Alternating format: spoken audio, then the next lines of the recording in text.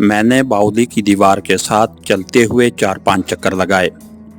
हर बार सुरंग आ जाती, सीढ़ियां नहीं आ रही थी। मुझे कैसे यकीन आता कि दीवार में ऊपर जाने वाली सीढ़ियां गायब हो गई हैं। मैं वो सीढ़ियां उतर कर ही नीचे बाउली के हौज पर आया था। तो क्या मेरे साथ कोई जादू तलिस्म का खेल हो रहा था? जादू अपनी जगह पर बरहक, मगर मैं तस्लीम करने के लिए तैयार नहीं था कि जादू का असर मुझ पर भी हो सकता है और जादू के जोर से किसी मकान की सीढ़ियां गायब भी हो सकती हैं। लेकिन ये बात एक हकीकत की तरह मेरे सामने थी कि दीवार में सीढ़ियां गायब हो चुकी थीं। मैंने बार बार बड़ी अच्छी तरह से चार दीवारी को टटोल टटोल कर और घूर घूर कर देखा। मुझे कहीं ऊपर जाती सीढ़ियां ना मिली। हर बार सुरंग का दहाना आ जाता था। औला देवी की मूर्ति पत्थर का बगैर सर के धड़ मेरी बगल में था। मैं तंग आकर सुरंग के दहाने में बैठ गया और सोचने लगा कि ये सब कुछ क्या है। वहां अंधेरा इतना गहरा था कि मुझे हौज के पानी की सतह की धुंधली सी झलक ही किसी वक्त दिखाई देती थी। गौर से देखने पर भी कुछ नजर नहीं आता था। फिजा में हब्स था और जिस जगह मैं था वहां से एक जगह पर बंद पानी की बोरची हुई थी। मुझे ख्याल था कि सुरंग में चलकर देखना चाहिए, शायद उसमें आगे जाकर कोई रास्ता ऊपर निकलता हो। मैं उठा और सुरंग के अंधेरे में एहतियात से कदम उठाता चल पड़ा। मेरा एक हाथ दीवार के साथ लगा था। मैं उस शिगाफ तक आ गया जिसकी दीवार में होला देवी की मूर्ति हुआ करती थी। मैं शिगाफ से भी आगे निकल गया। सुरंग भी आगे बढ़ रही थी। कई जगहों पर मकड़ियों के जाले मेरे मुंह को लगे। मैंने हाथों से उन्हें साफ किया और कदम कदम चलता चला गया। कुछ दूर जाकर सुरंग एक तरफ मुड़ गई। मैं भी सुरंग के साथ ही उस तरफ मुड़ गया। मैं अंधेरे में बहुत देखभाल कर चल रहा था। मेरा हाथ दीवार से टकराया। सुरंग यहाँ आकर बंद हो गई थी। मेरे आगे सुरंग की चट्टानी दीवार थी। कुछ देर वहीं खड़ा सोचता रहा कि अब मुझे क्या करना चाहिए। मैं जमीन के नीचे बाउली की चार दीवारी में कैद हो चुका था। यहाँ से बाहर निकलने का बज़ाहिर कोई रास्ता नहीं था, लेकिन मेरा दिल उसे मानने को तैयार नहीं था कि ये किसी आसेब या भूत प्रेत की शरारत है। मैंने इस किस्म के तोहमात को कभी कोई अहमियत नहीं दी थी। अगर आसेब और भूत प्रेत का कोई वजूद था तो मेरे अंदर ईमान की इतनी ज़बरदस्त ताकत थी कि वो मेरे करीब फटक भी नहीं सकता था। मैं वहीं खुदा के हजूर सजदा रेज हो गया और खुदा से दुआ मांगी कि ए रब्बुल आलमीन, मैं तेरा हकीर बंदा हूँ। इस्लाम के नाम पर जिहाद करने निकला हूँ। काफरों के मुल्क में हूँ। अगर यहाँ काफरों ने कोई जादू टोना किया हुआ है तो मुझे उससे महफूज रखना और मुझे सीधा रास्ता दिखाना। अल्लाह के हजूर दुआ मांगने के बाद मुझे अपनी रूह में एक हैरत अंगेज तवानाई महसूस हुई। मेरी रूह और जिस्म दोनों पहले से ज़्यादा तवाना हो गए। मैं सुरंग में वापस मुड़ा तो अचानक एक हल्की सी खुशबू महसूस हुई, जैसे खुशबू की एक लहर मेरे करीब से होकर निकल गई हो। मैं एक लम्हे के लिए वहीं रुक गया। ये खुशबू चंबेली खुशबू थी। मेरी छोटी शहीद बहन कलसूम सर में चंबेली का तेल लगाती थी तो यही खुशबू लगाया करती थी। या मेरी बहन की रूह मेरे पास आई है। अपनी शहीद बहन को याद करके मेरी आंखों में आंसू आ गए।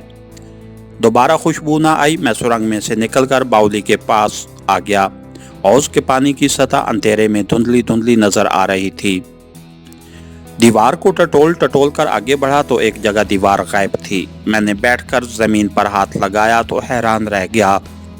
ये सीढ़ियां थीं जो ऊपर जा रही थी। मैंने खुदा का शुक्र अदा किया। सीढ़ियां चढ़कर बाउली की चार दीवारी से निकल आया। औला देवी की मूर्ति का आधा धड़ मेरी पतलून की जेब में था।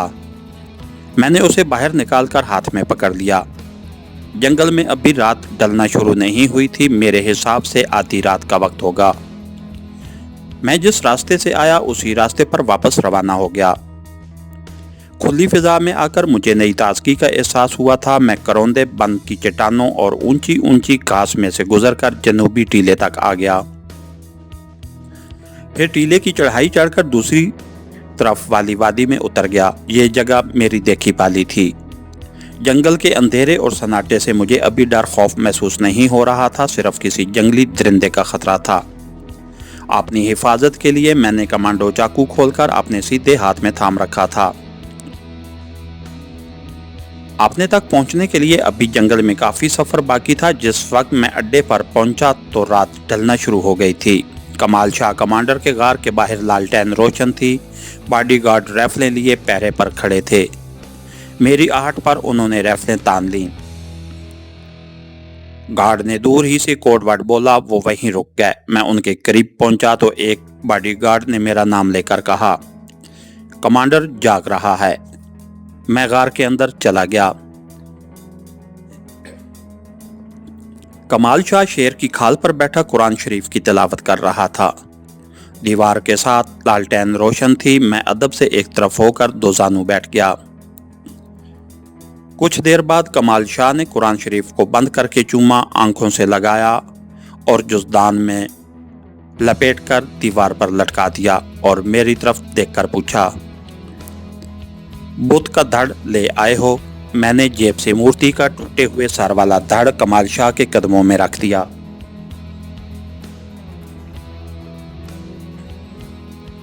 उसने मूर्ति के धड़ को उठाकर गौर से देखा, फिर उसे कोने में एक तरफ फेंक दिया और हुक्म देने के लहजे में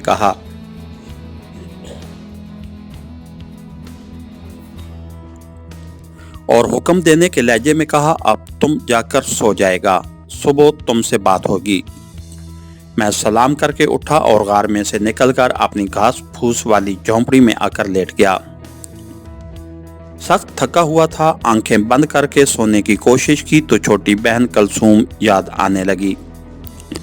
जरूर उसकी रूह अल्लाह के हुक्म से मेरी रहनुमाई करने सुरंग में आई थी, वरना मुझे चंबेली की खुशबू कभी ना आती।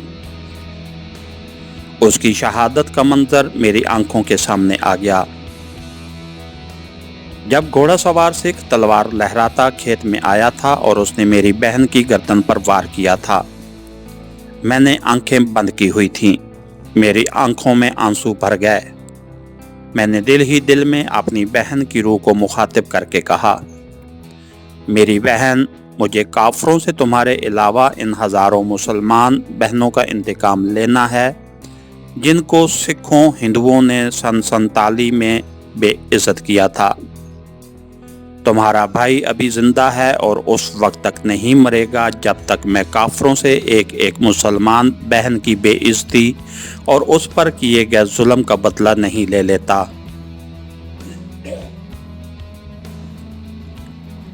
इसके बाद मैं सो गया। पिछले पहर रात के 3 बजे मुझे जगाकर कमाल शाह कमांडो के सामने पेश किया गया। उस वक्त वो अपनी फुल कमांडो वर्दी में सर पर सब्ज रुमाल बांधे कांधे पर राइफल लटकाए गार के बाहर खड़ा था। 2 बॉडीगार्ड उसके दाएं बाएं मौजूद थे। एक बॉडीगार्ड के हाथ में छोटी सी गठरी थी।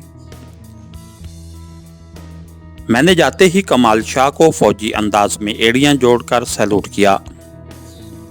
उसने हाथ ऊपर ले जाकर मेरे सैल्यूट का जवाब दिया। पीछे गार के दहाने पर लालटेन जल रही थी। कमाल शाह ने एक नज़र मुझे घूर कर देखा, फिर कहा, जवान, जिस दिन के लिए हमने तुम्हें तैयारी कराया था वो दिन आज आ गया है। तुम अल्लाह और उसके नबी पाक सल्लल्लाहु अलैहि वसल्लम के नाम का पूरा पूरा रखवाला बन गया है। हमने तुमको बहुत तंग किया, तुमको ऊंट घोड़े खच्चर की तरह भगाया और मारा पीटा। सिर्फ तुम्हें गाली नहीं बका, बाकी तुम्हारे साथ बहुत बुरा सलूक किया। तुमको धूप में 4-4 घंटे दौड़ाया, तुम्हें 2-2 दिन भूखा रखा, प्यासा रखा। तुमको इतना टार्चर किया कि तुम्हारी जगह कोई और जवान होता तो भाग जाता। मगर गौर करो कि ये सलूक हमने तुम्हारे साथ क्यों किया। इसलिए किया कि तुम अल्लाह और उसके नबी पाक सल्लल्लाहु अलैहि वसल्लम के इस्लाम का सच्चा बॉडीगार्ड बन सको। अब तुम्हारा मुकाबला काफिर हिंदू, सिख, गोरखा और डोगरा फौजी से है, जो इतना आसान टारगेट नहीं है। उसने भी तुम्हारी मवाफिक पूरा ट्रेनिंग लिया है, वो भी तुम्हारी तरह लड़ना जानता है। तुम में और उसमें फ़र्क सिर्फ इतना है कि तुम खुदा और उसके रसूल के नाम पर सर कटाना जानते हो। तुम अल्लाह और उसके रसूल के नाम पर शहीद हो जाने को ज़िंदगी और आखिरत का सबसे बड़ा एजाज़ समझते हो। हमने तुम्हें फुल कमांडो की तरबियत पूरा कर दिया है।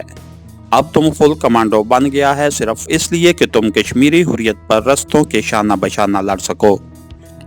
हिंदुस्तान की काफिर हुकूमत ने कश्मीरियों के हकूक को गज़ब कर रखा है। वो नहीं चाहती कि कश्मीरी कश्मीर में इस्लाम की शमा रोशन करके उसकी रोशनी की आज़ादी से ज़िंदगी बसर करें। कश्मीर की बका अपने इस्लाम की बका की जंग लड़ रहे हैं। जाओ और उनके साथ मिलकर काफिरों के खिलाफ जिहाद करो। हमारा आदमी तुम्हें हरदा के स्टेशन तक छोड़ने जाएगा, उसके बाद तुम्हें वहां से 5 बजे ट्रेन मिलेगा, तुम उसमें बैठ जाएगा। तुम्हारा दिल्ली तक का प्लेन टिकट हमारी जेब में है। दिल्ली तुम एक आदमी से जाकर मिलेगा, उसका नाम पता हमने एक कागज पर लिख दिया है। वो कागज टिकट के साथ हम तुम्हें देगा। उस आदमी का नाम पता तुम अच्छी तरह याद करके कागज को फाड़ कर फेंक देगा। आगे तुम्हें क्या करना है ये वो दिल्ली वाला आदमी तुम्हें बताएगा। फिर कमांडर ने अपने उस बॉडीगार्ड की तरफ इशारा किया जिसने छोटी सी गठरी उठाई हुई थी। कमांडर ने गठरी लेकर मुझे पकड़ाई और कहा, इसमें तुम्हारे कपड़े हैं, तुम झोंपड़ी में जाकर ये कपड़े पहन लेगा, उसके बाद हम तुम्हारे पास आएगा। गो। मैंने गठड़ी लेकर सलूट किया और सीधा झोंपड़ी में घुस गया।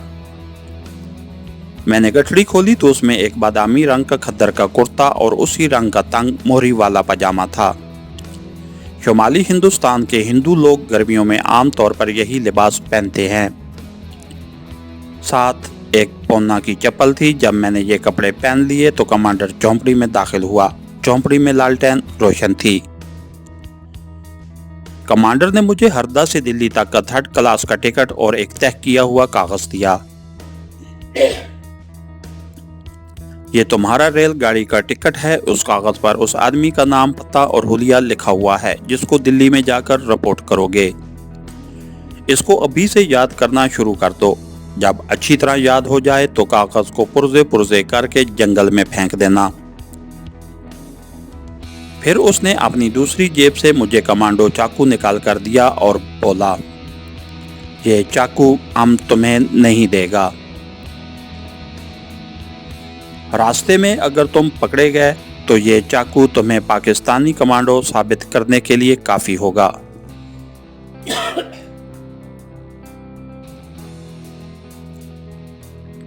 तुम्हारा पासपोर्ट हमने तुम्हारे कुर्ते की जेब में रख दिया है, उसकी अब कोई ज़रूरत नहीं रही, लेकिन अगर तुम चाहो तो अपने पास रख सकते हो। मैंने कुर्ते की चोर जेब में हाथ डाला तो वहां मेरा पाकिस्तानी पासपोर्ट मौजूद था। मैंने वो कमांडर को देते हुए कहा, मुझे अब इसकी ज़रूरत नहीं, लेकिन मैं उसे ज़ाया करने की जुर्रत नहीं कर सकता। ये मेरे प्यारे वतन पाकिस्तान का पासपोर्ट है। कमांडर ने कहा, ये पासपोर्ट मेरे लिए भी एक मुकद्दस अमानत है। ये तुम्हारी अमानत मेरे पास महफूज रहेगी। और कमांडर ने पासपोर्ट मुझसे लेकर अपनी जेब में रख लिया।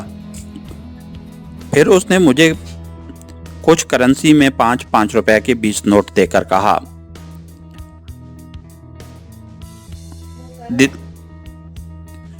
दिल्ली तक तुम्हारे लिए ये रकम काफ़ी होगी। आगे वो आदमी तुम्हारा जिम्मेदार होगा जिसको तुम जाकर रिपोर्ट करोगे। अब अपनी मंजिल की तरफ रवाना हो जाओ, वक्त बहुत कम रह गया है।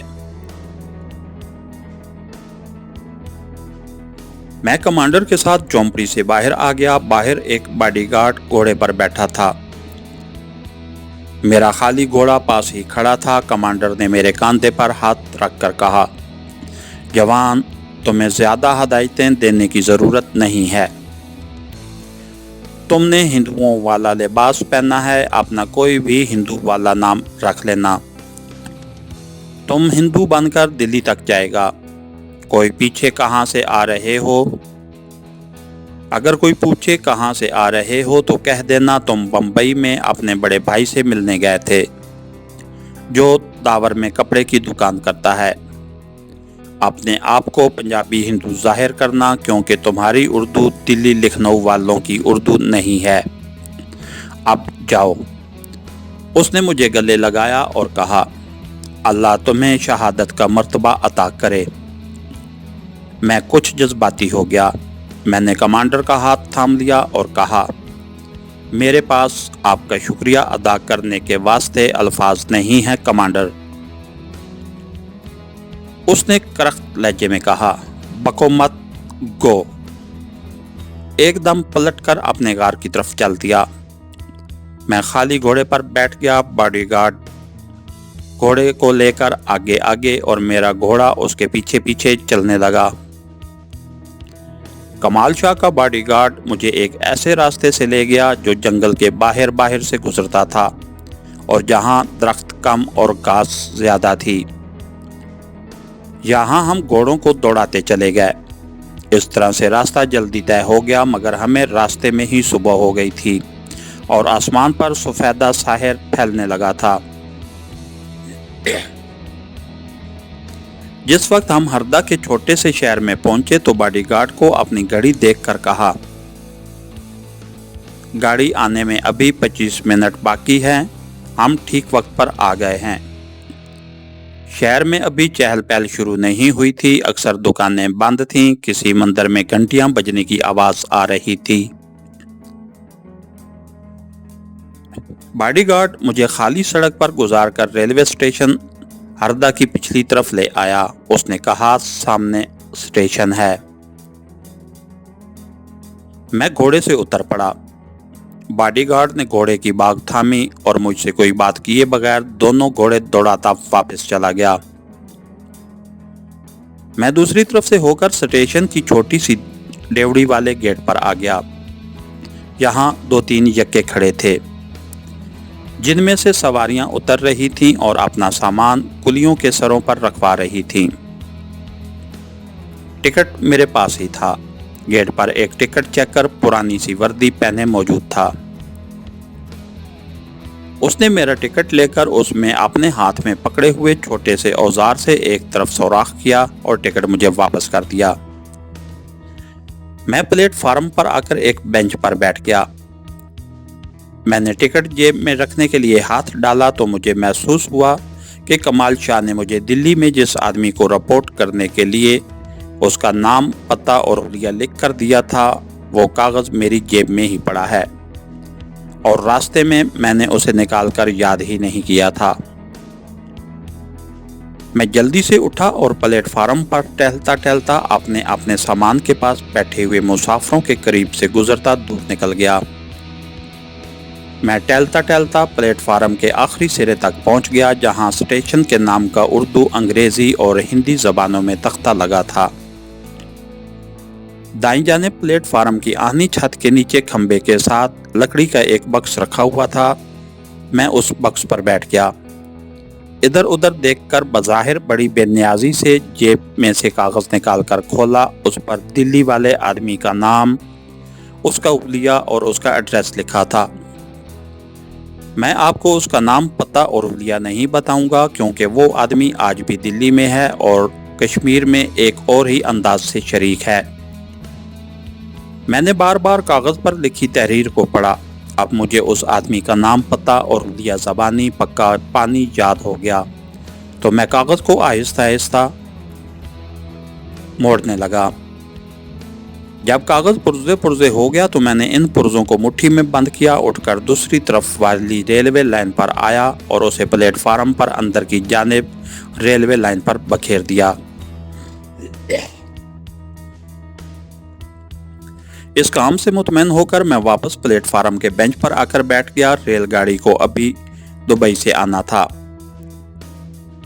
मालूम हुआ कि ये कोई एक्सप्रेस ट्रेन है, मगर हरदा स्टेशन पर थोड़ी देर के लिए रुकती है। प्लेटफार्म पर काफ़ी मुसाफिर बैठे थे। कैंटीन भी खुली थी। कुछ लोग काउंटर पर खड़े नाश्ता वगैरह कर रहे थे, चाय पी रहे थे। मैंने नाश्ता नहीं किया था, मगर अब भूख प्यास मेरे लिए इतनी अहम चीज़ें नहीं रही थीं।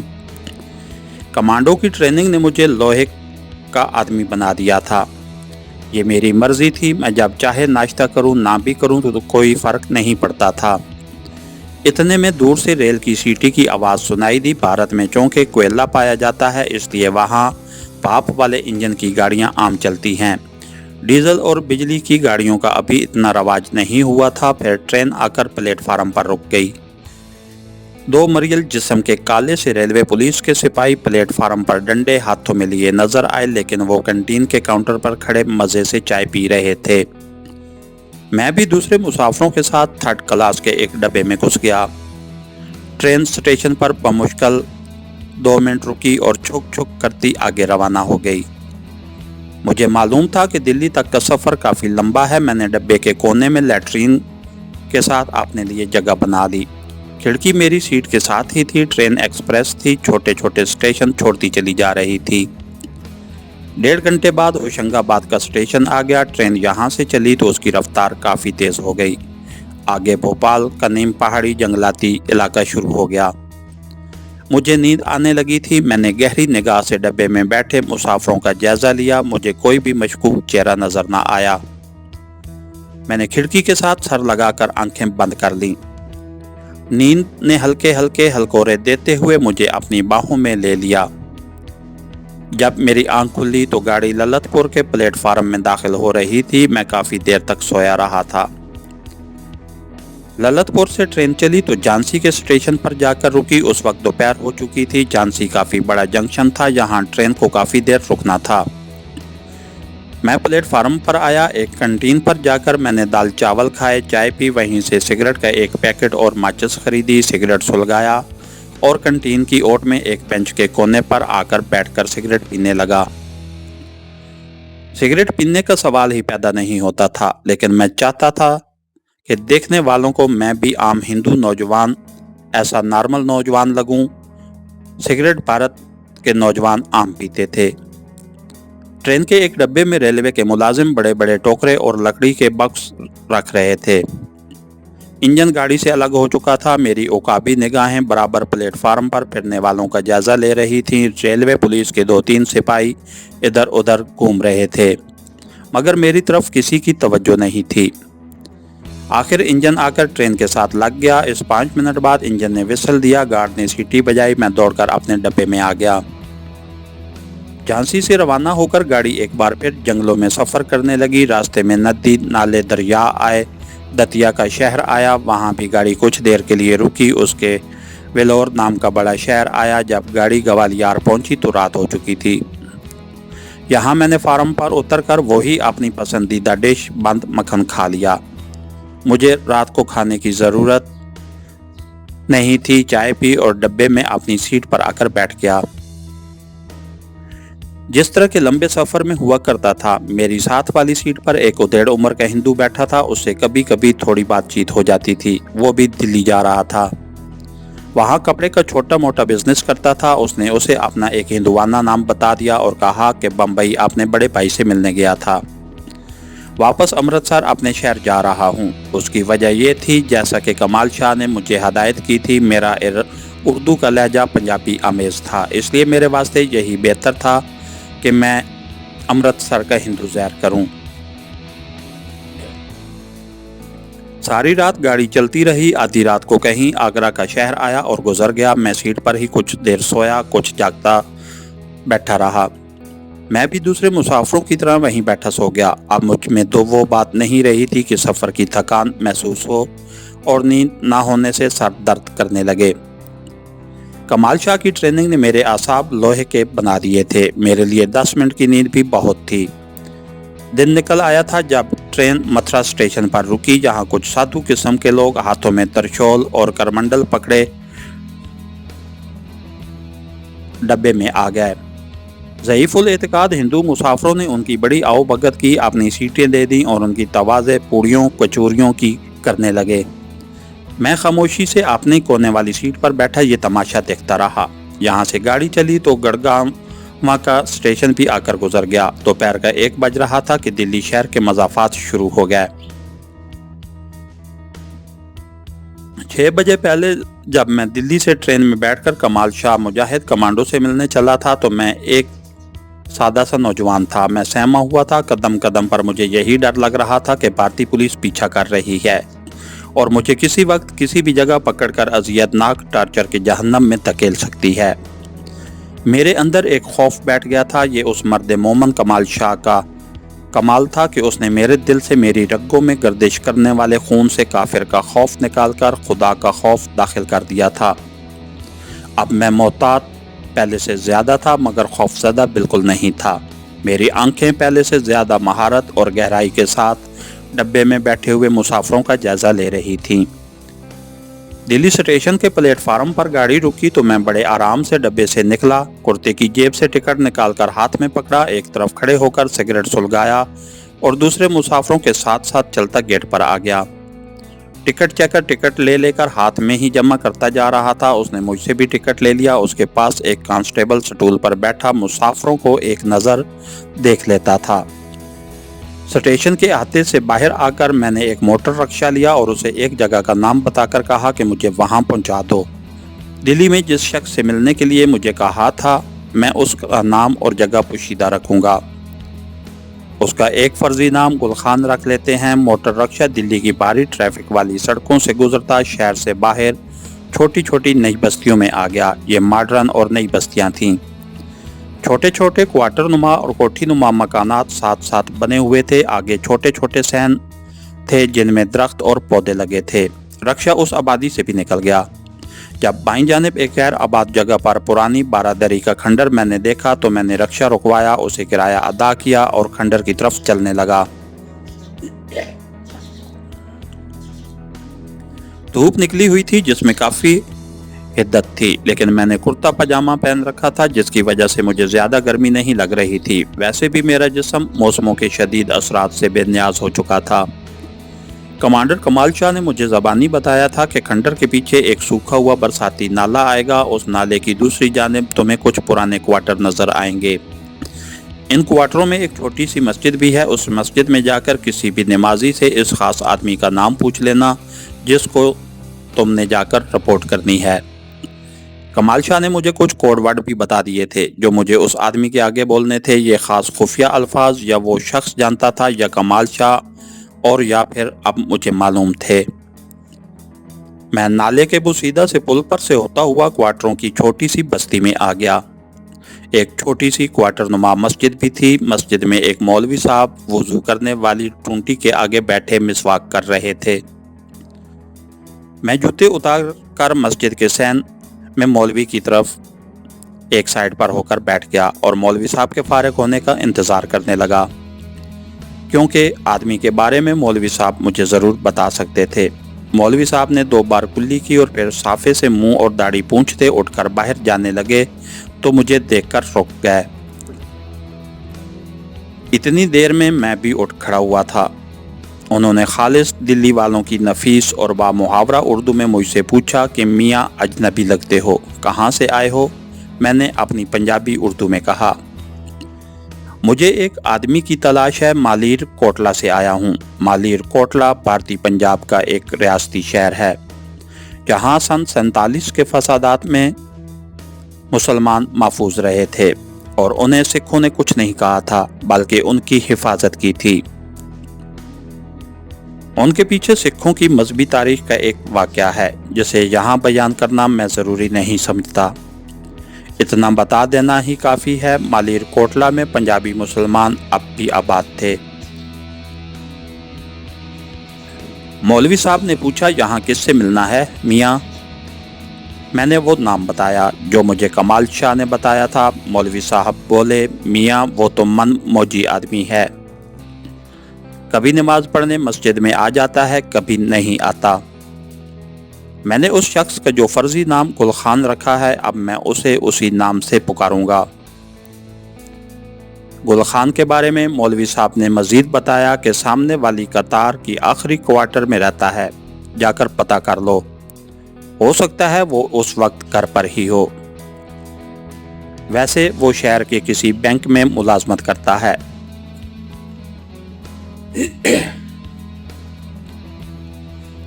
मैंने मौलवी साहब का शुक्रिया अदा किया और मस्जिद से निकलकर सामने वाली क्वार्टरों की कतार के आखिरी क्वार्टर के पास आकर रुक गया। ये गरीबाना से क्वार्टर थे। शहतूत के एक दरख्त के नीचे 2-3 बकरियां बैठी थीं, कुछ बच्चे इधर उधर खेल रहे थे। गुलखान के क्वार्टर का दरवाज़ा बंद था। अंदर सहन में नीम का बहुत बड़ा पेड़ उगा हुआ था जिसने क्वार्टर में ठंडी छांव कर रखी थी। दरवाजे के बाहर मुझे घंटी का बटन नजर ना आया तो मैंने दरवाजे पर दस्तक दे दी। 3-4 बार दस्तक देने के बाद सैन में किसी के कदमों की चाप सुनाई दी। साथ ही भारी रौबदार आवाज भी आई, आ रहा हूं भाई, आ रहा हूं, दरवाजा ना तोड़ो।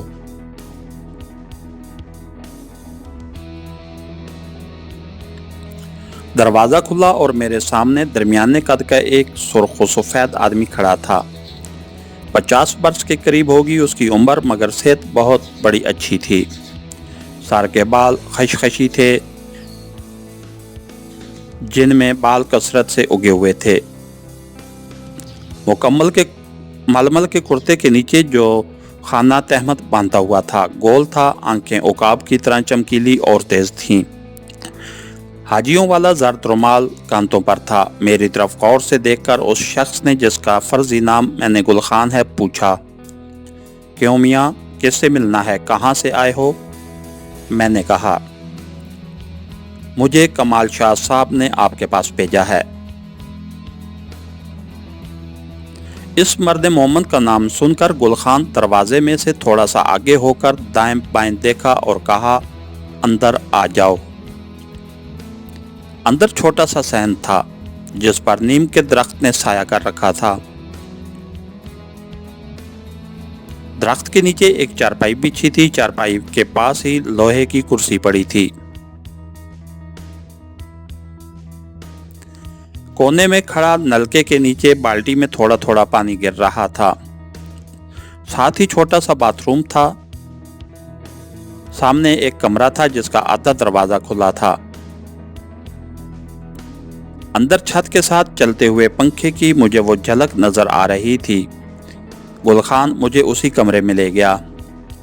उसने दरवाजा बंद करके, छोटा सा कमरा था जिसमें एक तरफ दीवार के साथ पलंग बिछा था, एक ट्रंक पड़ा था। ऊंटी के साथ कुछ कपड़े लटक रहे थे। पलंग के ऊपर दीवार पर खाना काबा की रंगीन तस्वीर वाला कैलेंडर लगा था। एक स्टूल और 2 पुरानी कुर्सियां भी थीं। गुल खान ने मुझे कुर्सी पर बैठने का इशारा किया। खुद मेरे सामने स्टूल पर बैठ गया। कमरे की अकबी दीवार में सलाखदार खिड़की खुली हुई थी। उसका मैला सा फूलदार पर्दा चुना हुआ था। कमरे में उस खिड़की में से दिन की रोशनी आ रही थी। गुल खान ने मुझे टिकटिकी बांध कर देखा और कोड वर्ड्स में एक जुमला बोला। मुझे कमाल शाह ने सब कुछ ज़बानी बता दिया था। मैंने भी उसके जवाब में एक जुमला बोल दिया। ये दूसरी तरफ से गुल खान के कोड वर्ड्स के जवाब में कोड वर्ड्स था। उसके बाद गुल खान ने कोड वर्ड्स में पूछा, जब तुम टीले पर से दरिया में गिरे थे तो उससे अगला स्टेशन किस शहर का आया था? मुझे इस बेहंगम मगर अहम कोड का जवाब मालूम था। मैंने फौरन जवाब दिया, अगला स्टेशन शाह मुराद का था। गुल खान ने मुझसे मुसाफे किया और बोला, कितने माह कमांडो ट्रेनिंग ली है तुमने? मैंने कहा, 6 माह।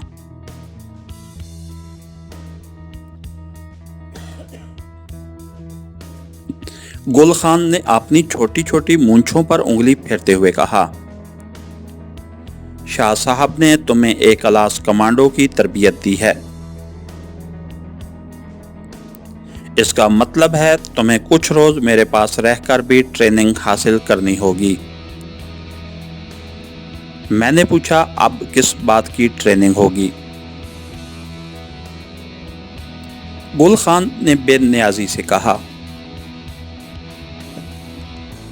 तुम्हें जल्द मालूम हो जाएगा।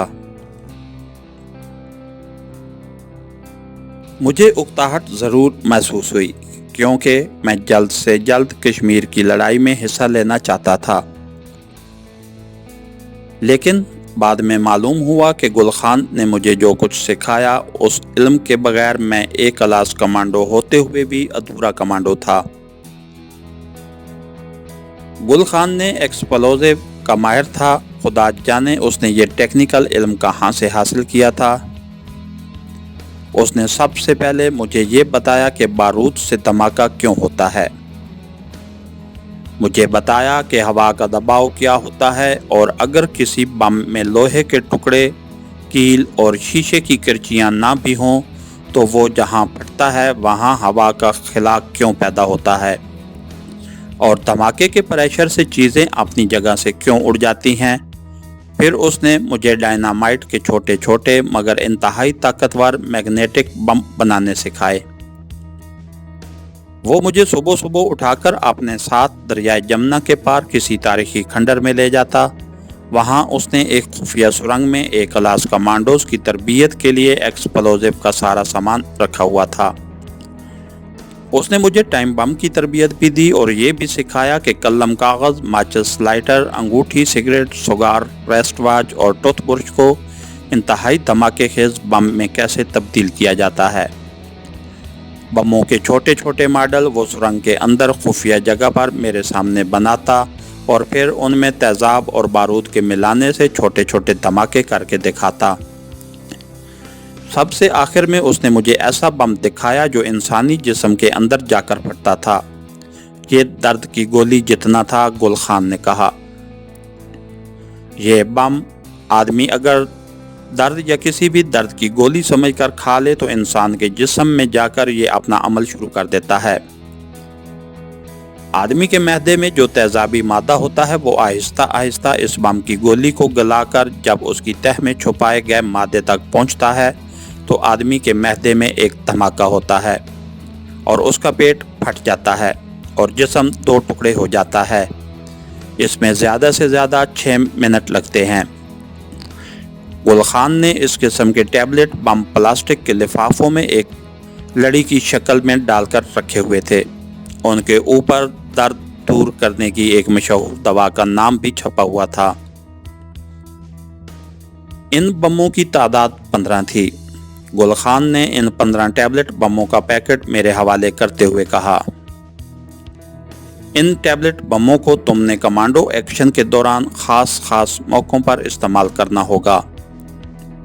یہ انڈین فوج کے 15 بڑے بڑے اور خاص افسروں کو ہلاک کرنے کے لیے ہیں، لیکن میں تمہیں ان کے بنانے کی ترکیب اور فارمولہ بھی بتائے دیتا ہوں تاکہ اگر ان کے بعد بھی ضرورت پڑے تو تم خود انہیں تیار کر سکو۔ گل خان نے مجھے ٹیبلٹ بم بنانے کا پورا فارمولہ سمجھا دیا اور اسے لکھ کر بھی دے دیا۔ یہ فارمولہ اس طرح لکھا گیا تھا کہ سوائے میرے اور گل خان کے اور کسی کی سمجھ میں نہیں آ سکتا تھا۔ یہ کوڈ ورڈز میں لکھا گیا تھا اور اس میں گرم مصالحوں، دال چینی، جائفل، الائچی اور کالی مرچوں کے نام بار بار آتے تھے۔ اگر اسے کوئی دیکھ بھی لے تو یہی لگتا تھا کہ یہ گوشت کا مزیدار سالن ہے یا بریانی تیار کرنے کا نسخہ ہے۔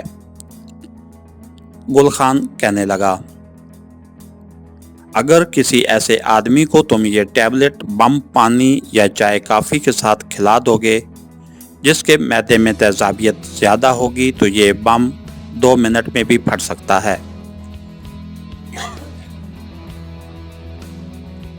مجھے یہ بم دشمن کے سرکردہ آدمیوں کو جہنم میں پہنچانے کے لیے بڑا کارآمد لگا۔ یہ ایک ڈرامائی بم تھا، اس کا کسی کو کوئی ثبوت بھی نہیں مل سکتا تھا۔ میں گل خان کے پاس پورے 1 ہفتے رہا اور وہاں سے جب نکلا تو میں ایکسپلوزیو کا ماہر بن چکا تھا اور 15 ٹیبلٹ بم جو ایسپرو کی گولیوں کی شکل میں پلاسٹک میں لپٹے ایک چھوٹی سی پلاسٹک کی ڈبیا میں بند تھے میرے پاس تھے۔ میں نے اس ٹیبلٹ بم بنانے کا نسخہ بھی ساتھ ہی رکھ دیا تھا۔ یہ چھوٹی سی گول ڈبیا میں نے پلاسٹک کے لفافے میں ڈال کر اپنے پیٹ کے ساتھ باندھ لی تھی تاکہ محفوظ رہے۔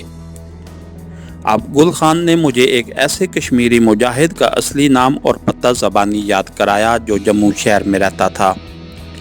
گل خان نے اس مجاہد کا نام لے کر کہا، تم اسے جا کر رپورٹ کرو گے۔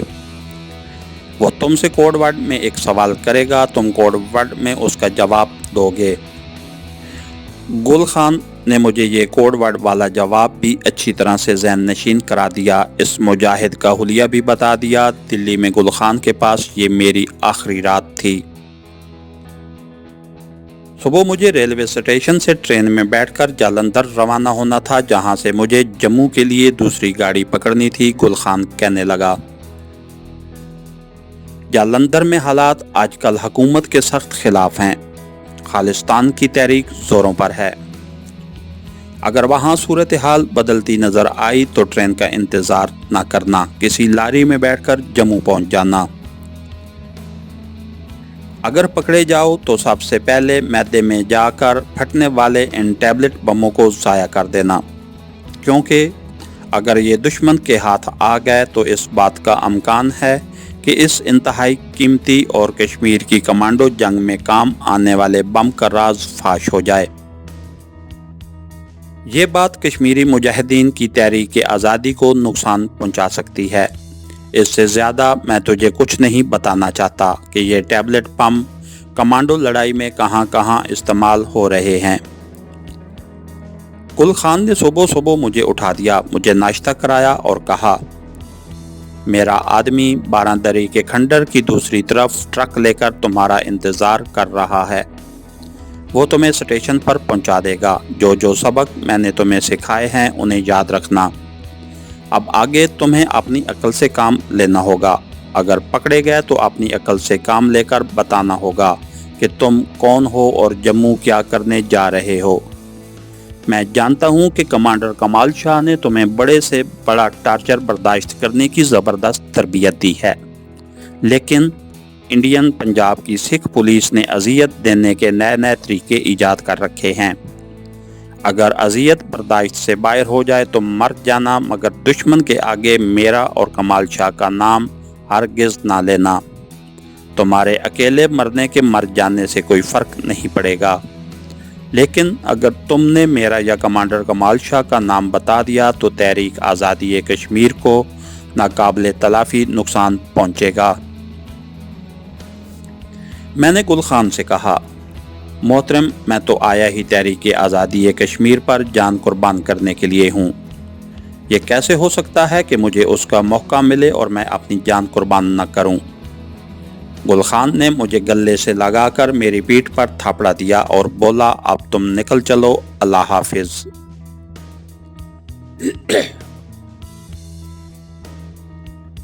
उस वक्त पौ फट रही थी। क्वार्टरों पर पिछले पैर का अंधेरा और खामोशी छाई हुई थी। मैं तेज तेज कदमों से क्वार्टरों की आबादी से निकलकर बारादरी के खंडर की तरफ चला गया।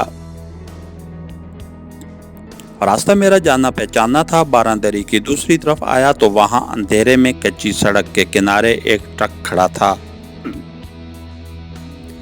मुझे करीब आता देखकर गुल खान के आदमी ने ट्रक स्टार्ट कर दिया। मैं अगली सीट पर ड्राइवर के साथ बैठ गया और ट्रक दिल्ली शहर की तरफ चल पड़ा। मौसम बड़ा खुशगवार था। ये अक्टूबर के शुरू का मौसम था और रात को खनकी हो जाती थी। गुल खान ने मुझे नायलॉन की निस्वारी रंग की एक जैकेट पहना दी थी। उसने कहा था, जम्मू में सर्दी होगी, ये वहां तुम्हारे काम आएगी।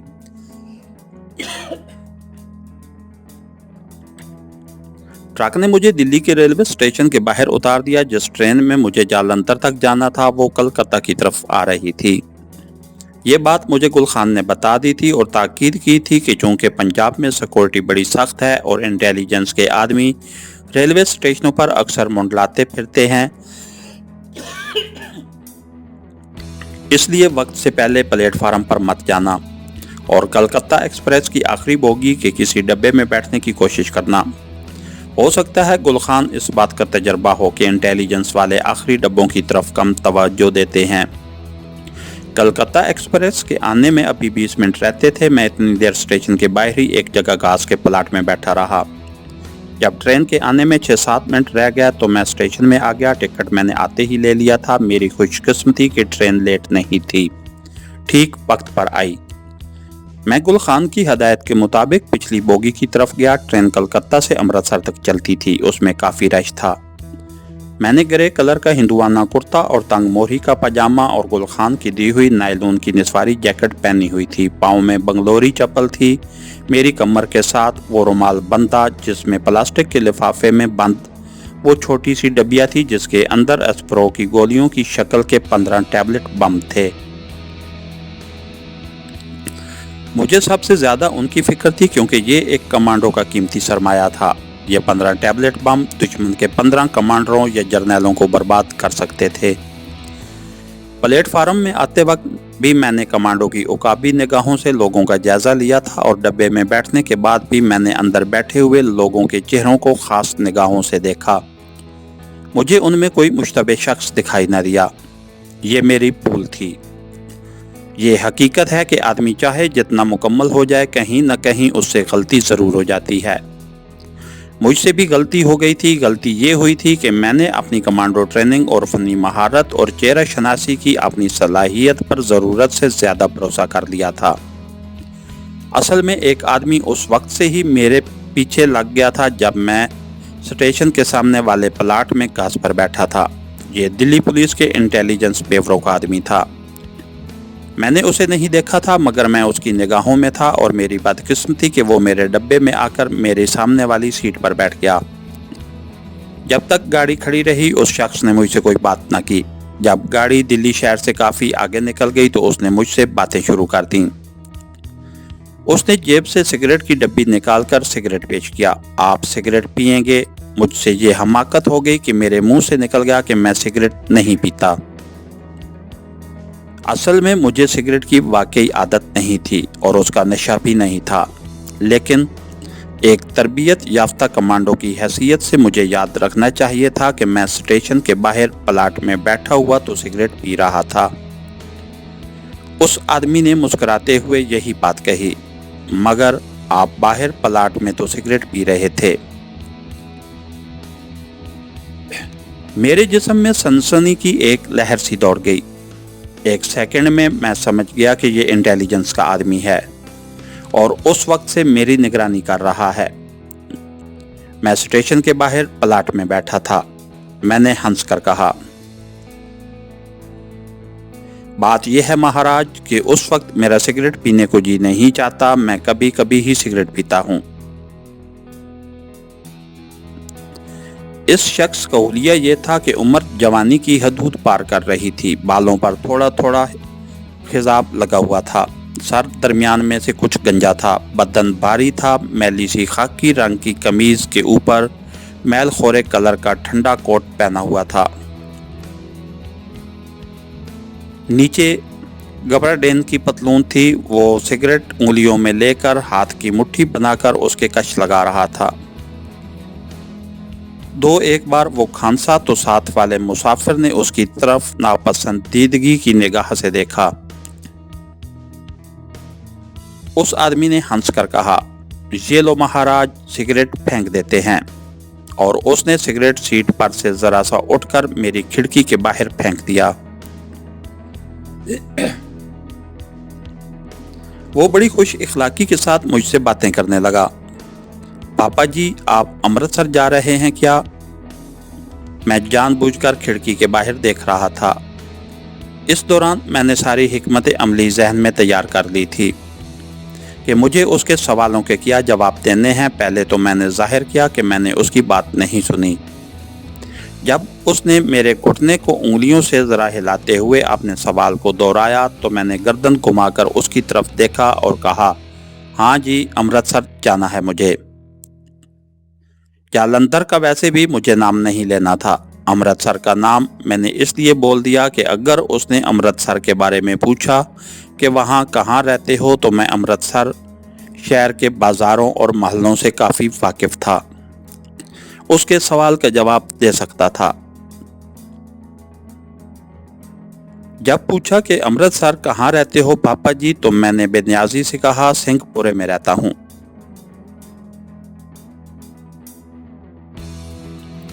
वो आदमी बड़ा चालाक था। कहने लगा, सिंहपुरे में पाकिस्तान से आए हुए शरणार्थी रहते हैं क्या? तुम भी पाकिस्तान से आए थे? मैंने कह दिया, हाँ जी, मेरे माता पिता का घर लाहौर सुन्नत नगर में था। लाहौर में जो हिंदुओं के महल्ले थे उन सब का मुझे पता था। मेरे करीब होते हुए एक आदमी ने खुश होकर कहा, महाशय जी, हम भी लाहौर के रहने वाले हैं। हमारा घर शाह आलमी में था। ये अच्छी खासी उम्र का हिंदू था। उसने लाहौर की बातें शुरू कर दी। मैं बड़ा खुश हुआ कि इंटेलिजेंस वाले के सवाल जवाब से जान छूटी। मैंने लाहौर के हिंदुओं के महलों और वहां मुसलमानों के हमलों और मकानों को आग लगाने की फर्जी कहानियां बयान करनी शुरू कर दी। इस दौरान मैं इंटेलिजेंस एजेंट को एक नज़र देख लेता।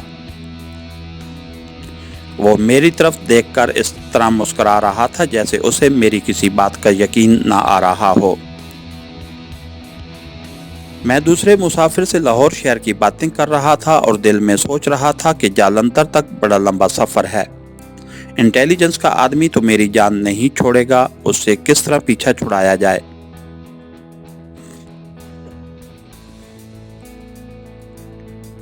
मैं फुल कमांडो था और कश्मीर के महाज पर दुश्मन की सफ़ों में तबाही मचाने जा रहा था। अगर उस आदमी ने मुझे पकड़कर पुलिस के हवाले कर दिया जो ये कर सकता है, तो ये मेरे मिशन का बहुत बड़ा नुकसान होगा। मेरी कमर के साथ बंधी हुई एस्प्रो की गोलियां यानी टैबलेट बम भी बरामद हो जाएंगे। मैंने अगर कहा कि ये सर दर्द की गोलियां हैं तो पुलिस पूछेगी कि सर दर्द की गोलियों को प्लास्टिक की डब्बी में बंद करके कमर के साथ बांधने की क्या ज़रूरत थी। अगर पुलिस की लेबॉर्ट्री में इन गोलियों का तज्जिया किया गया तो फ़ौरन ये राज खुल जाएगा कि इन गोलियों में धमाका खेज मादा भरा हुआ है। मेरा जहन बड़ी तेज़ी से काम करने लगा। अब मुझे डर खौफ कोई नहीं था, सिर्फ जहन उलझ सा गया था कि इस इंटेलिजेंस वाले की वजह से कहीं मेरा मिशन अधूरा ना रह जाए। कलकत्ता एक्सप्रेस हवा से बातें करती अपनी मंजिल की तरफ उड़ी जा रही थी। आखिर मैंने यही फैसला किया कि रास्ते में किसी जगह मौका देखकर किसी भी छोटे बड़े स्टेशन पर चाय वगैरह पीने के बहाने उतर जाऊंगा और वहां से फरार हो जाऊंगा। जाहिर है अगर ये आदमी मेरे पीछे उतर भी आया तो दौड़ने में मेरा मुकाबला नहीं कर सकेगा। मैं कमांडो था और घोड़े की तरह दौड़ सकता था। ये सोचकर मुझे कुछ इत्मीनान सा हो गया। अब मैंने ये स्कीम बनाई, जब दिन ढल जाएगा और शाम का अंधेरा होने लगे तब ट्रेन से उतरूंगा। जिस वक्त मुझे यकीन हो गया कि ये इंटेलिजेंस का आदमी है और एक ख़ास मकसद लेकर मेरा पीछा कर रहा है, वो बात ये हुई कि उसने मेरा अचानक पकड़ लिया और अयारी से मुस्कुराते हुए कहा, महाराज, मेरा विचार ये कहता है कि आपको पाकिस्तान से आए 2 महीने ही हुए हैं। आपका विचार क्या कहता है? मैं अपने हवास को पूरी तरह संभाले हुए था और बज़ाहिर बड़ी बेनियाजी और एतमाद के साथ बोल रहा था। उस आदमी के इस सवाल पर मैंने किसी कदर बरहम होकर कहा, आप कोई ज्योतिषी हैं? अगर आप ज्योतिषी हैं तो आपको ज्योतिष विद्या का कुछ पता नहीं है। मेरी उम्र उस वक्त 7-8 साल की थी जब मैं अपने माता पिता के साथ अपना सब घर बार पाकिस्तान में लुटवाकर अमृतसर आया था। तब से लेकर आज तक मैं कभी पाकिस्तान नहीं गया। वो अय्यार आदमी बराबर मुस्कुराए जा रहा था। कहने लगा, महाराज नाराज क्यों होते हैं? आपका नाम क्या है? मैं कुंदन लाल कहकर खिड़की के बाहर देखने लगा। मेरा शक अब यकीन में बदल गया था। ये आदमी था पंजाबी हिंदू या दिल्ली की इंटेलिजेंस पुलिस या जालंधर अमृतसर की इंटेलिजेंस पुलिस का आदमी था। वो मुझसे पंजाबी में ही बात कर रहा था। उसने मेरा हाथ दबाते हुए कहा, बड़ा अच्छा नाम है। सहगल जी का भी यही नाम था। वो जालंधर में रहता था। आप भी कहीं जालंधर तो नहीं जा रहे? मेरा दिल जरा सा तेज धड़का मगर फौरन ही अपने मामूल पर आ गया। उसने जानबूझकर उस शहर का नाम लिया था जहां मैं जा रहा था। जो शहर उस वक्त मेरा टारगेट था, हो सकता है उसने बल्फ चाल चली हो, लेकिन ये उसकी काम कर गई थी। मैंने उसी वक्त फैसला कर लिया कि अगले स्टेशन पर किसी न किसी बहाने ट्रेन से उतरकर फरार हो जाऊंगा।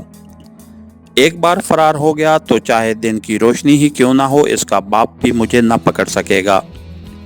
मुसीबत ये थी कि ये एक्सप्रेस ट्रेन थी, स्टेशन पर स्टेशन छोड़ती जा रही थी।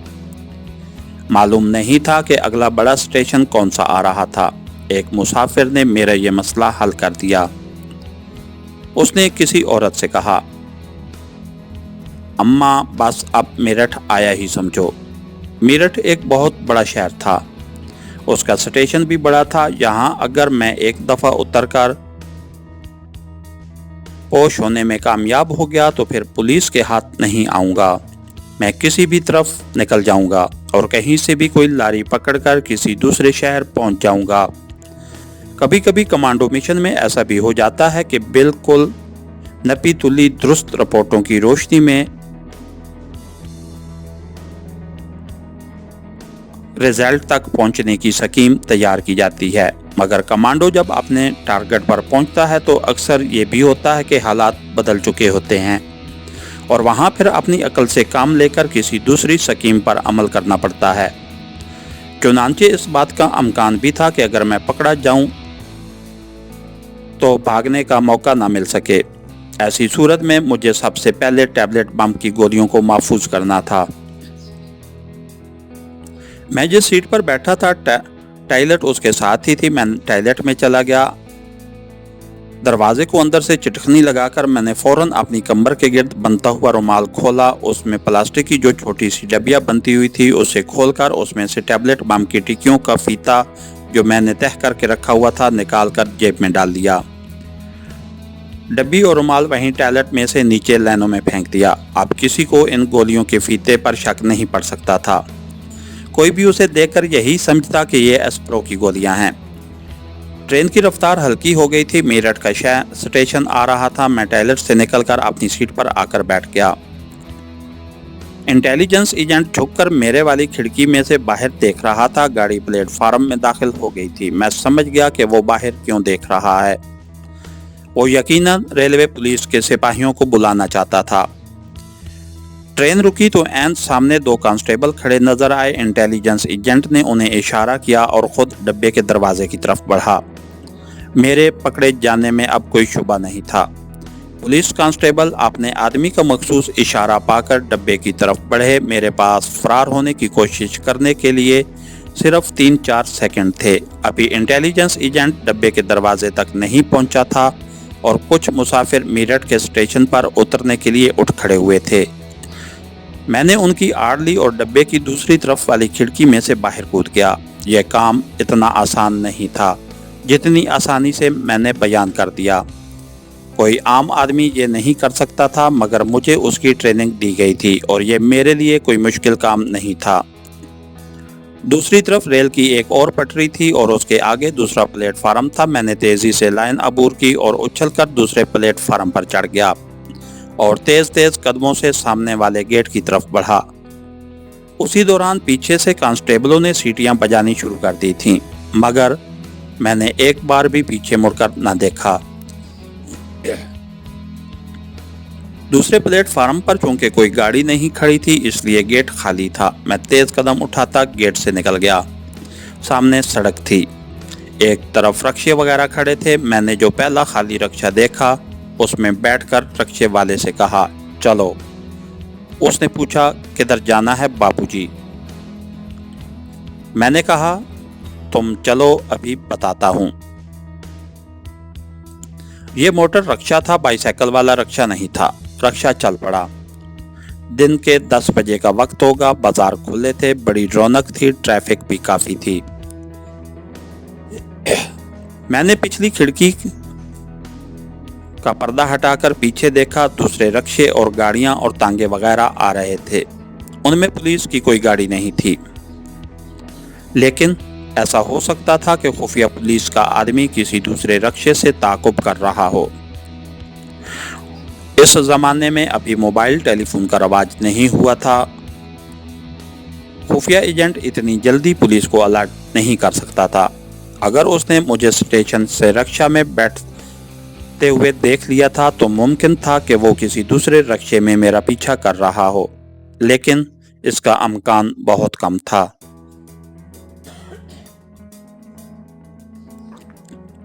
इंडिया में जब कमांडो के साथ ऐसी सूरत पेश आती है तो कुदरती तौर पर उसके दिल में वहां के किसी मुसलमान का या मस्जिद का ही ख्याल आता है, क्योंकि इंडिया में मुसलमान करोड़ों की तादाद में आबाद हैं। अगरचे वो हिंदुओं की गुलामी में ज़िंदगी बसर कर रहे हैं, फिर इस्लाम का रिश्ता हर मुसलमान को एक दूसरे के करीब कर देता है। लेकिन कमाल शाह ने मुझे ये बात भी याद करा दी थी कि अगर कभी ऐसी सूरत हाल पेश आ जाए तो सोच समझकर किसी मुसलमान के यहाँ पनाह लेना। अगर पनाह भी लेनी पड़ जाए तो उसे अपने बारे में हरगिज़ न बताना कि तुम मुसलमान हो और किस मिशन पर कहाँ जा रहे हो। अपने आप को पाकिस्तानी भी जाहिर ना करना और पाकिस्तान के बारे में ज़्यादा बातें भी ना करना। मेरे मोहतरम उस्ताद और मर्द मोमन कमाल शाह ने मुझे ये भी बता दिया था कि इंडिया की पुलिस चाहे कैसी भी है मगर उसकी खुफिया पुलिस बड़ी चाको चौबंद है, उससे कभी गाफिल ना होना। चुनांचे मैंने ये सोच लिया था कि इंटेलिजेंस एजेंट मेरे ताक़ुब में है। रक्षा एक चौक में पहुंचा तो ड्राइवर ने मुझसे पूछा, आपको जाना कहाँ है बाबू? मैंने कहा, बाईं तरफ वाले बाजार में चलो, मैं तुम्हें बताता हूँ। रक्षा बाईं तरफ वाले बाजार की तरफ घूम गया। ये बाजार रौनक वाला नहीं था। ये ज़माना सन 65 की इंडिया पाकिस्तान जंग से 1 साल पहले का ज़माना था और अभी शहरों की आबादी इतनी ज़्यादा नहीं बढ़ी थी। कश्मीर के महाज पर हुर्रियत परस्त कश्मीरी अपनी आज़ादी और अपनी बका की बराबर की जंग लड़ रहे थे। उसी जंग से तंग आकर इंडिया ने अगस्त 1965 में आज़ाद कश्मीर पर हमला कर दिया था। वो अपनी फौजी ताकत के बलबूते पर आज़ाद कश्मीर को भी हड़प कर लेना चाहता था ताकि पूरे कश्मीर पर उसका नाजायज़ कब्जा हो जाए। मगर ये सौदा उसे महंगा पड़ा जब आज़ाद कश्मीर पर उसने अटैक किया और अपनी भारी नफरी और चीन का हवा देखकर अमेरिका से लिए हुए बेपनाह असला के जाम में उसने पाकिस्तान की सरहद पर भी गोलाबारी शुरू कर दी और उसकी तोपों के गोले पाकिस्तान के देहात अवान शरीफ में गिरे तो पाकिस्तान फौज मैदान में आ गई। उसके बाद इंडिया को जिस इबरतनाक शिकस्त का सामना करना पड़ा और जिस कदर ज़िल्लत आमेज़ हज़ीमत उठानी पड़ी वो सारी दुनिया को मालूम है। मैं आगे चलकर उस ज़माने के हालात भी बयान करूँगा। अभी तो मैं रक्शे में बैठा मेरठ शहर के किसी बाजार में से गुजर रहा था और मुझे यकीन था कि खुफिया पुलिस मेरे पीछे लगी हुई है। मुझ पर घबराहट वगैरह बिल्कुल तारी नहीं थी, लेकिन मैं हर किस्म के हालात से निपटने के लिए अलर्ट ज़रूर हो चुका था। उस वक्त मैं कुछ भी कर सकता था। आखिर वो ही हुआ जिसका मुझे शक बल्कि बहुत हद तक यकीन था। जिस बाजार में मेरा रक्षा जा रहा था उसके आगे भी एक चौक आता था। जैसे ही रक्षा चौक के करीब पहुंचा, दूसरी सड़क पर से पुलिस की एक गाड़ी बड़ी तेजी से आई। चौक में आकर गाड़ी को ब्रेक लगी। उसमें से 4-5 कांस्टेबल छलांगे लगाकर निकले और उन्होंने बाजार को ब्लॉक कर दिया। एक इंस्पेक्टर हाथ में पिस्तौल लिए बाजार के दरमियान में आकर खड़ा हो गया। हमारे आगे एक गाड़ी और एक रक्षा जा रहा था। उसने हाथ देकर उन्हें रुकने का इशारा किया। मैंने रक्षा ड्राइवर से कहा, रक्षा रोको। जैसे ही रक्षे की रफ्तार ज़रा कम हुई, मैंने रक्षे में से छलांग लगा दी और सामने एक गली में घुस गया। खुफिया पुलिस वाले ने अपनी आला कारकर्दगी दिखाई थी। ज़रूर उसने मुझे स्टेशन के बाहर रक्षे में सवार होते देख लिया था और किसी तरीके से पुलिस स्टेशन इतला कर दी थी और ख़ुद रक्षा या कोई और सवारी लेकर मेरे ताक़ुब में रवाना हो गया था। मुझे अब ये ख़तरा था कि गली आगे से बंद ना हो। गली बंद नहीं होती थी। मैं दौड़ने की बजाय तेज़ तेज़ कदमों से चल रहा था। गली बिल्कुल खाली थी। दोनों जानिब मकान थे मगर बड़ी दूर जाकर एक और बाज़ार में निकलती थी जो निस्बतन छोटा बाज़ार था और उसकी दुकानें भी खुली थीं। यहाँ मुझे मकानों के दरमियान एक मस्जिद का दरवाज़ा दिखाई दिया। मस्जिद का दरवाज़ा पहचाना जाता है। मैं सीधा 2-4 सीढ़ियाँ चढ़कर मस्जिद में दाखिल हो गया। चप्पल उतारकर बगल में दबाई और मस्जिद के सहन में से गुजरकर मिंबर वाले छोटे से हाल कमरे में दाखिल हो गया। यहाँ एक बुजुर्ग सूरत सफ़ेद दाढ़ी वाला भारी भरकम आदमी बैठा दुआ मांग रहा था। मैं भी उसके करीब जाकर बैठ गया। मुझे यकीन था कि पुलिस ने इस सारे इलाके को घेरे में लिया होगा और थोड़ी देर में पुलिस तलाशी लेती हुई इस मस्जिद में भी पहुँच जाएगी। ये बात भी वाज़ेह हो चुकी थी कि पुलिस को मेरे पाकिस्तानी जासूस या कश्मीरी हुर्रियत पसंद होने का यकीन हो चुका था और वो हर हालत में मुझे गिरफ्तार करना चाहती थी। ये इन लोगों का अपना ख्याल था। पुलिस को ये भी यकीन हो गया होगा कि मैं मुसलमान ही हो सकता हूँ और वो मुझे तलाश करने मस्जिद में ज़रूर आएगी, क्योंकि एक मुसलमान हुर्रियत पसंद इस किस्म के हालात में मस्जिद ही में पनाह ले सकता है। मैंने उस बुजुर्ग से जो कुछ कहना था वो सोच लिया था, मगर मेरे पास ज़्यादा वक्त नहीं था। मैं खुदा से ये दुआ मांगने लगा कि बुजुर्ग दुआ मांगने से जल्द फारिग हो।